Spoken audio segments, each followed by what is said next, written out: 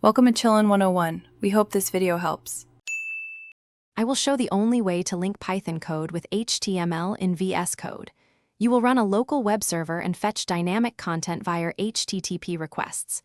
Install Python 3.8 or newer and Flask as the lightweight server framework. Open Vscode, create a Python virtual environment, and activate it in terminal. Create app. Py that serves routes and templates, then create a templates folder. This method uses Flask to render HTML templates and expose JSON endpoints on port 5000. Start by installing Flask with pip install Flask inside the activated venv. Write app. Py with from Flask import Flask, render template, JSONify and create Flask name. Define a route for slash that returns render template, index. HTML with context data. Also define /API/data that returns JSONify value, 42 text, hello for JavaScript fetch.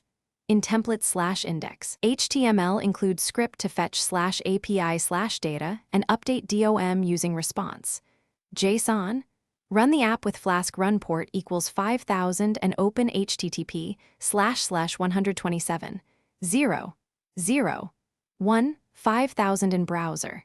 Vscode Live Server is not the only way. To debug, set Flask env equals development and use Vscode Python debug configuration with app.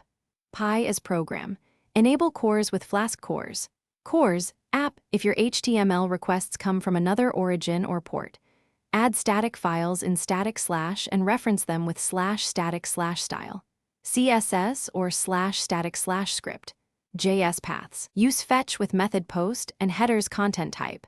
Application/JSON to send JSON to Flask endpoints. Test form submissions, validate input server side, and return status codes like 200 or 400 accordingly. This single Flask approach works locally and scales to production with WSGI servers like Unicorn. Thanks for watching. Consider subscribing if we helped you.